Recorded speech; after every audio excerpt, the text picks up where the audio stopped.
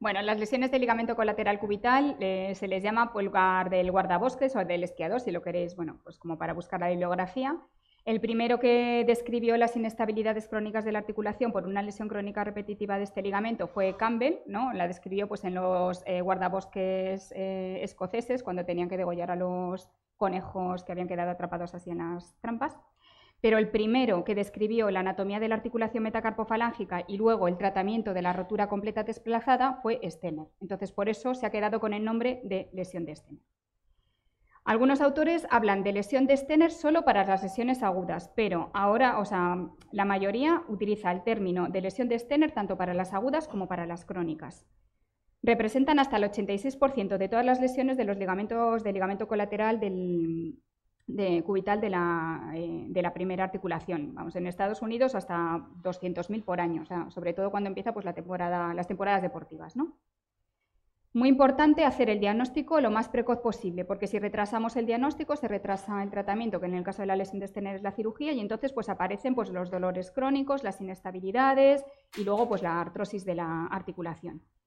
Y estas lesiones del ligamento colateral, obligatoriamente, sobre todo si tenemos como pues, en la valoración clínica, ¿no? Inestabilidad, hay que hacer estudio por imagen, porque esto tiene implicaciones en el tratamiento, es cirugía o no cirugía. ¿Qué técnicas de imagen tenemos? Bueno, pues tenemos la reso o la artroreso y la ecografía. Las dos tienen sensibilidades y especificidades muy altas. Luego vamos a ver que la ecografía es muchísimo mejor que la reso, ¿no? Pero recordar, la reso es una técnica estática y la ecografía es una técnica dinámica, así que a la ecografía. Bueno, necesitamos sondas de alta frecuencia por encima de 11, bueno, si tenemos de 22, pues estupendo. Si tenemos el stick, pues mejor, porque es un espacio pequeñito, entonces nos vamos a manejar mejor. Vamos a hacer estudios dinámicos y, bueno, pues si tenéis dudas, pues podéis comparar con el lado contralateral. Y luego, pues nosotros siempre se hace una radiografía, ¿no? Algunas veces ya se ve como la pastilla avulsionada y entonces el diagnóstico, pues con la inestabilidad ya está hecho, aunque luego le vayamos a hacer la ecografía. ¿Qué necesitamos conocer de la anatomía de la articulación metacarpofalángica para entender luego la lesión de Stenner? Bueno, pues esta es una articulación que tiene sobre todo movimiento de flexión, tiene muy poco movimiento de extensión. Y luego tiene un movimiento en el plano coronal importante, sobre todo pues, para hacer la oposición del pulgar. Tenemos estabilizadores, esto para todas las articulaciones, tenemos estabilizadores estáticos y estabilizadores dinámicos. Los estabilizadores estáticos, los más importantes van a ser los ligamentos colaterales, el ligamento colateral cubital, que es el más importante de todos, el ligamento colateral radial, y luego tenemos la placa volar, ¿no? De la que ya se ha hablado. Y luego por encima pues, tendríamos la cápsula dorsal. Y luego tenemos estabilizadores dinámicos, que van a ser los tendones de aponeurosis de los músculos. Entonces, de los tendones tenemos el tendón extensor largo del pulgar, el tendón extensor largo del pulgar, el tendón extensor corto del pulgar y luego unas aponeurosis que van a cubrir el ligamento colateral cubital y el ligamento colateral radial. Tenemos la aponeurosis del aductor, que cubre el ligamento colateral cubital, que se va a insertar en la falange y manda unas expansiones aponeuróticas al extensor largo del primer dedo. Y luego el ligamento colateral radial, que está cubierto por la aponeurosis del aductor corto del pulgar. Todos los ligamentos tienen dos partes, el ligamento colateral propio y el ligamento colateral accesorio. El origen en la cabeza del meta es común, ¿no? En la superficie dorsal y ligeramente cubital del meta. Y luego el ligamento colateral propio va a insertarse en la vertiente plantar de la base de la falange, y el ligamento colateral accesorio es el que va a llegar hasta la placa. Estos ligamentos se comportan de forma diferente en flexión y extensión. El ligamento colateral propio se tensa en flexión y el ligamento colateral accesorio se tensa en extensión. Y además el ligamento colateral propio también manda unas expansiones al capuchón, ¿no? Al capuchón dorsal o a la banda sagittal. Y luego la otra estructura que tenemos que conocer es la aponeurosis del aductor del primer dedo. Entonces, esta aponeurosis del aductor del primer dedo, aquí tenéis, bueno, esto es el meta, esto es superficie dorsal, esto es superficie palmar, aquí tenéis el tendón extensor largo del primer dedo, la parte palmar, el flexor largo del primer dedo, la placa volar, y todo esto es el ligamento colateral cubital. Esto es el músculo aductor del primer dedo y la expansión aponeurótica que va a cubrir por encima el ligamento colateral cubital y que va a llegar al tendón extensor largo del primer dedo. Aquí tenéis, ¿no? Extensor corto del primer dedo, extensor largo del primer dedo, músculo aductor y luego toda la aponeurosis que llega hasta la falange proximal con las expansiones para conectarse con el tendón extensor largo del primer dedo. Lo veis lo mismo, ¿no? Aquí en la preparación, una preparación de marco. Aquí tenéis el tendón extensor largo, el tendón extensor corto, el músculo aductor y todo esto que es la expansión aponeurótica del aductor cubriendo aquí pues, al ligamento colateral cubital. ¿Cómo vamos a hacer el estudio ecográfico? Bueno, pues nos vamos a colocar en eje longitudinal a la articulación metacarpofalángica y nuestras marcas de referencia anatómicas van a ser las superficies óseas. Entonces vamos a ver muy bien la cabeza del meta, vamos a ver la articulación metacarpofalángica y la superficie ósea de la falange proximal. Y vamos a ver muy bien todo esto, que es el ligamento colateral cubital. Y por encima vamos a ver un patrón fibrilar muy delgadito, que va a ser la aponeurosis del aductor. Este es un ligamento bastante largo, 12-14 milímetros de longitud, también bastante ancho. Y luego vamos a hacer los estudios inicialmente en estudio estático y luego el estudio dinámico lo vamos a hacer con la maniobra de estrés valgo. Esta es una maniobra que hay que tener cuando nos pidan la ecografía por una sospecha de lesión de Stener, la tenemos que hacer siempre, siempre, siempre con control ecográfico, porque a ver si vamos a convertir una rotura no desplazada en una desplazada que es un Stener, ¿de acuerdo? Entonces siempre con control ecográfico, ¿no? Aquí vemos cómo el ligamento pues, aguanta perfectamente, ¿no? Se mueve en continuidad la cabeza y la falange. Entonces, acordaros siempre, siempre, siempre con control ecográfico. Y luego la otra estructura que vamos a valorar es la aponeurosis del aductor. Entonces ya hemos dicho que la aponeurosis del aductor está en contacto, manda unas expansiones al extensor largo del pulgar. El extensor largo del pulgar se inserta en la base de la falange distal. Entonces si hacemos movimientos de flexoextensión, ¿no? Como veis aquí, flexoextensión de la falange distal, lo que vamos a ver muy bien es el movimiento de la aponeurosis, no sé si se ve, el movimiento de la aponeurosis por encima del ligamento. Todo esto, poquito más hipoecoico con patrón fibrilar, es el ligamento, y aquí estamos viendo cómo se mueve la aponeurosis por encima del ligamento. Entonces, nosotros nos tenemos que asegurar que siempre tenemos que ver la aponeurosis por encima del ligamento. Claro, es una aponeurosis que mide muy poquito, 0,2 milímetros de grosor, entonces necesitamos sondas buenas, ¿vale?, para verlo, porque si no, nos va a costar. Podemos hacer el estudio en el eje largo, que es como hay que hacerlo, pero también lo podemos hacer en el eje corto, ¿no? Esta es la preparación que os había mostrado antes y esta es la correspondiente con la ecografía. Aquí tenemos la cabeza del meta, aquí tenemos el ligamento colateral, el tendón extensor y aquí vamos a ver la aponeurosis cubriendo el ligamento. Si yo hago lo mismo, ¿no?, los movimientos de flexoextensión pasivos de la articulación interfalángica, voy a ver cómo se mueve el tendón extensor y cómo se mueve la aponeurosis por encima del ligamento y también cómo se mueve aquí pues, el músculo aductor. ¿De acuerdo? Entonces, lo vamos a hacer siempre en longitudinal, pero recordar que también tenéis el eje corto, el eje transversal, pues para aumentar vuestra seguridad diagnóstica. Entonces, siempre lo vamos a hacer el estudio en el plano coronal al borde cubital, marcas de referencia anatómicas las óseas, acordaros también del plano axial, podemos hacer los estudios dinámicos, estrés valgo, ojo, si no lo hay que hacerlo con la ecografía y luego, lo más importante de todo, pues hacer el movimiento de flexoextensión de la falange distal para ver la aponeurosis moviéndose por encima del ligamento.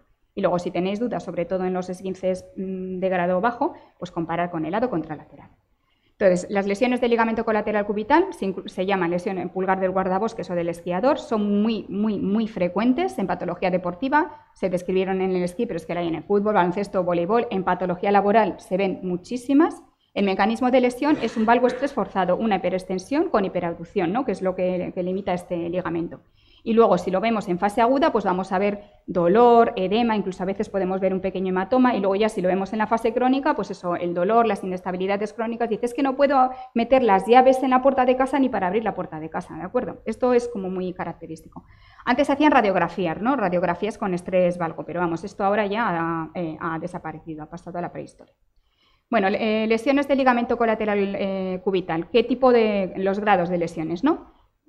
Podemos tener una elongación en la que vamos a ver un engrosamiento del ligamento, podemos tener roturas parciales o completas, parciales que no atraviesan todo el grosor del ligamento y luego las completas que atraviesan todo el grosor del ligamento pero se localizan los dos cabos por debajo de la aponeurosis, ¿de acuerdo? Estas son roturas completas no desplazadas.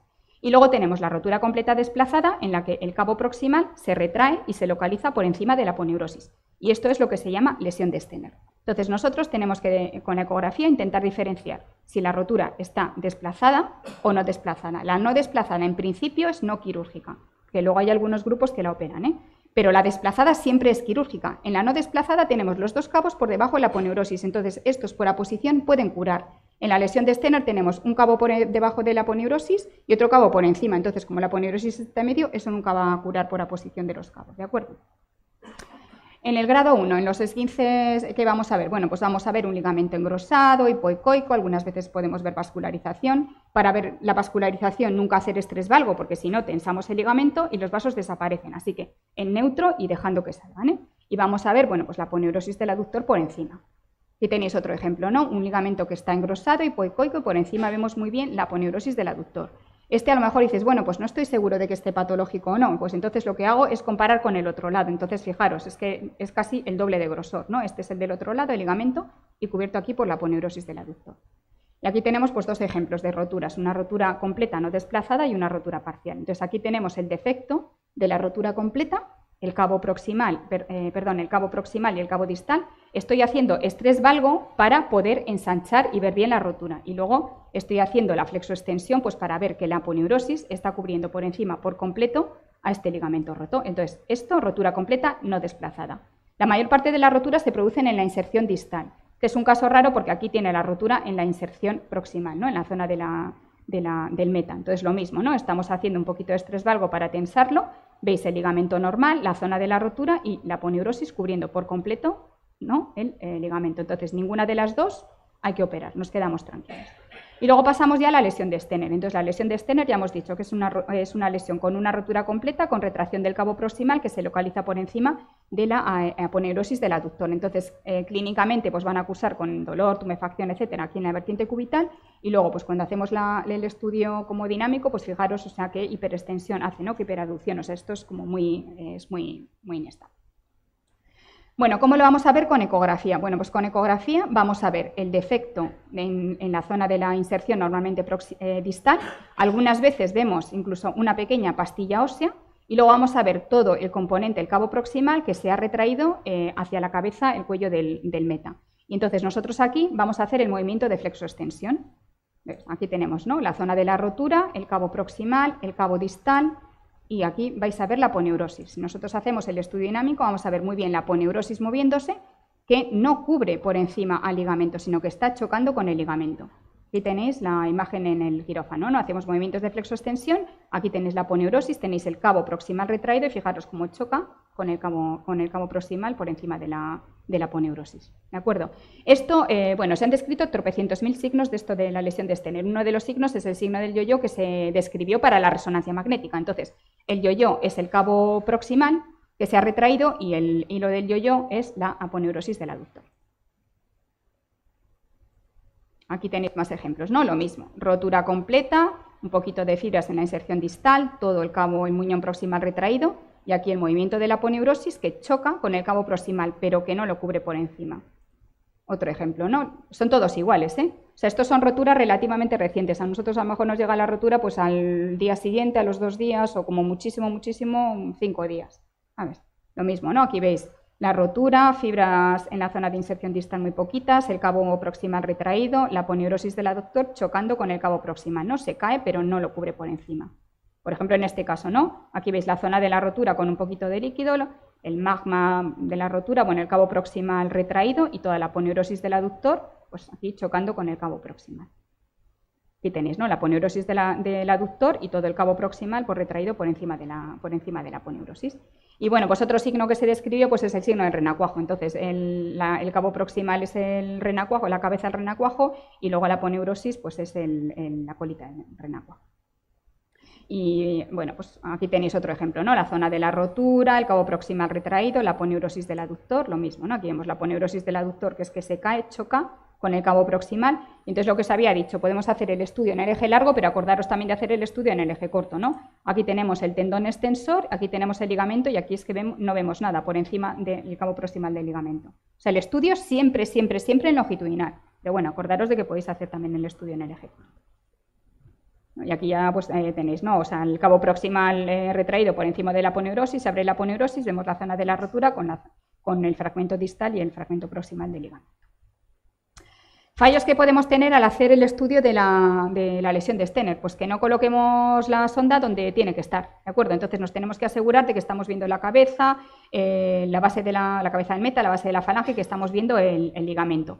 Luego, algunas veces no se lesiona el ligamento, sino que se lesiona la aponeurosis. Entonces, lo que tenemos que hacer son los movimientos, aquí estoy haciendo como un estrés valgo, para ver el ligamento. El ligamento es esto, ¿de acuerdo? Y todo esto que está un poco más gordito es la aponeurosis, que en este caso pues tiene una zona de rotura parcial, ¿de acuerdo? Ahora voy a hacer el estudio dinámico y entonces veo cómo la aponeurosis se mueve por encima del ligamento.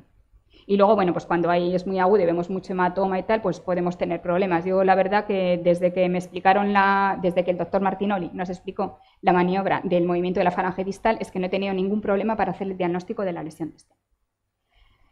Sensibilidades y especificidades. La artrorreso, 96 de sensibilidad, 95 de especificidad. Ecografía, 100% sensibilidad y especificidad para diagnosticar las roturas completas desplazadas de las no desplazadas, que son las que interesan, ¿no? Para ver si hay que operar o no hay que operar.